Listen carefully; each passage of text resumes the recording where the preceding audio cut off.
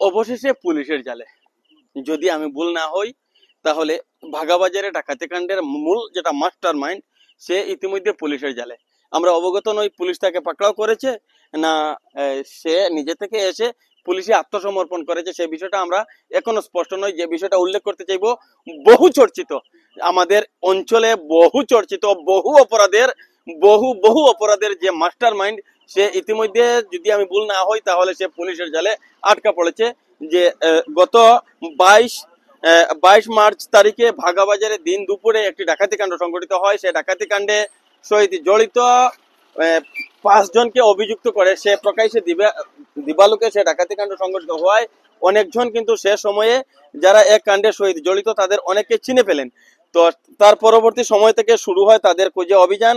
আমরা যে বিষয়টি অবগত আছি, পুলিশ কিন্তু রাত দিন আমাদের কাছাড়ের পুলিশ সুপার থেকে শুরু করে পুলিশের শীর্ষ আধিকারিকদেরকে আমরা দেখেছি যে এই বিষয়টি নিয়ে মাথা ঘামাতে আমরা দেখেছি যে রাত দিন এক করেছেন।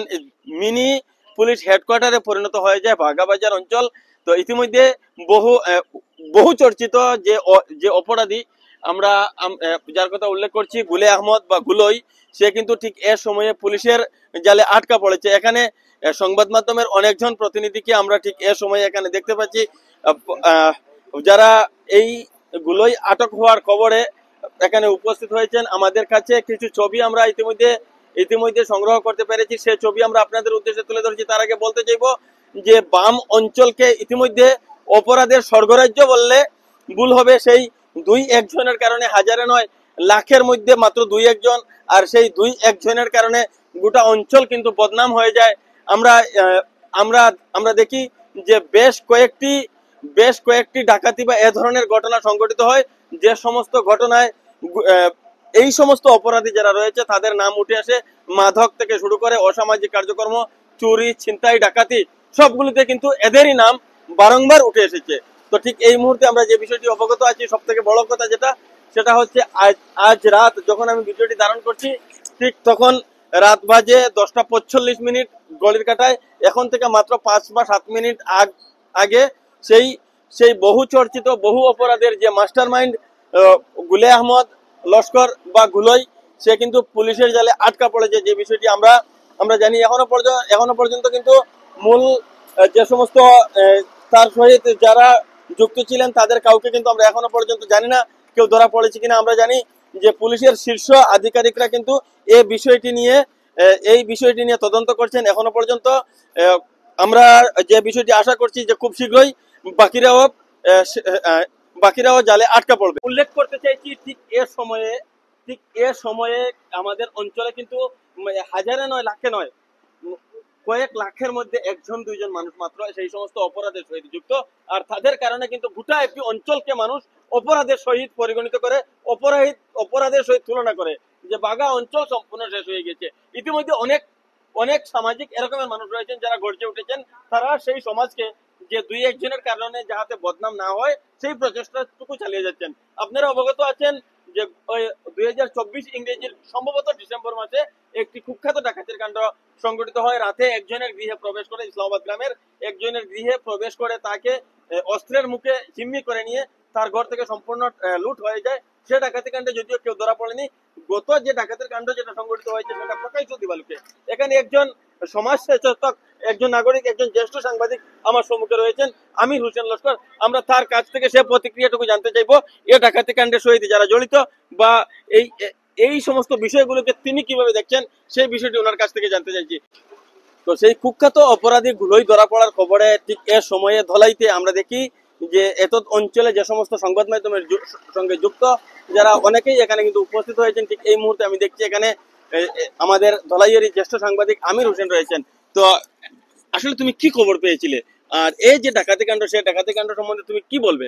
আমাদের অঞ্চলকে, সম্পূর্ণ অঞ্চলকে দস্তুর মতো এই 2-4 জনের কারণে সম্পূর্ণ অঞ্চলকে ডাকাতি বা চুরি, চিন্তাই এই সমস্ত অপরাধের স্বর্গরাজ্য হিসেবে পরিগণিত হয়। তোমার মতামতটা জানতে চাইছি ঠিক এ সময়ে।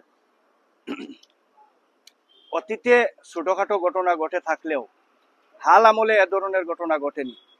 মাস দুয়েক আগে ইসলামাবাদ, সপ্তগ্রাম ইসলামাবাদে একজনের বাড়িতে দুঃসাহসিক ডাকাতিকাণ্ড সংঘটিত হয়েছে। তার পরবর্তীতে গত 22 মার্চ দিন দুপুরে যে ডাকাতিকাণ্ড সংঘটিত হয়েছে সেটাতে শুধু বাগাবাজার অঞ্চলই নয়, দোলাই এলাকা, কাছাড় জেলা, পার্শ্ববর্তী রাজ্য মিজোরামের ব্যবসার সম্পর্কের মধ্যে এক বিরাট প্রভাব ফেলেছে, যার জন্য এই ডাকাতি কাণ্ডের সঙ্গে যারা জড়িত বা যারা অভিযুক্ত রয়েছেন তাদের ধরা পড়ার খবরে খুব ভালো লেগেছে। আর এই ধরনের ডাকাতি কাণ্ড বা চুরি ছিনতাইয়ের ঘটনা একটি এলাকাকে অনেক পিছনে ফেলে দেয় বলে আমি মনে করি। আর এই ধরনের ঘটনা আগামীতে যাতে না ঘটে সেই হেতু অপরাধী যদি তাড়াতাড়ি ধরা পড়েন তাহলে এই ধরনের ঘটনা রোকা সম্ভব হবে। পুলিশের আরো সক্রিয় ভূমিকা কামনা করি। আজ ফরওয়ার্ড করা হবে কোর্টে। আমরা ইতিমধ্যে আপনাদের উদ্দেশ্যে তুলে ধরেছি গতকাল রাতে যে সেই কুখ্যাত অপরাধীগুলোই পুলিশের জালে আটকা পড়ে। আমরা তখন ভিডিওটি চেয়েও দেইনি আপনাদের উদ্দেশ্যে, সেখানে তদন্তের স্বার্থে আমরা সেই ভিডিও আমাদের কাছে থাকার পরবর্তী সময়েও আমরা আপনাদের উদ্দেশ্যে তুলে ধরিনি। আজ যে ভিডিওটি ইতিমধ্যে আপনারা দেখেছেন, তো আজ ঠিক এর সময় আমরা এখানে দেখছি যে তুড়জুড় চলছে তাকে কোর্টে প্রডিউস করার।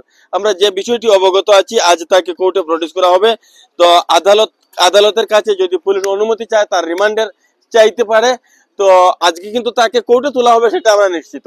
তো তার আগে এই মুহূর্তে যেটা সব থেকে গুরুত্বপূর্ণ সেটা হচ্ছে যে এখনো পর্যন্ত সেই কাণ্ডের সহিত জড়িত অনেকজন কিন্তু এখনো পুলিশের ধরাছোঁয়ার বাইরে রয়েছেন। আর এখান থেকে ইতিমধ্যে পুলিশের পক্ষ থেকে গতকাল সম্পূর্ণ রাত অবধি আমরা দেখি যে সেই গুলোর দেওয়া তথ্যের ভিত্তিতে কিন্তু অভিযান চলে।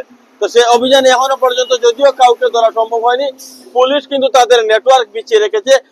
খুব শীঘ্রই বাকিরাও পুলিশের জালে আটকা পড়বে।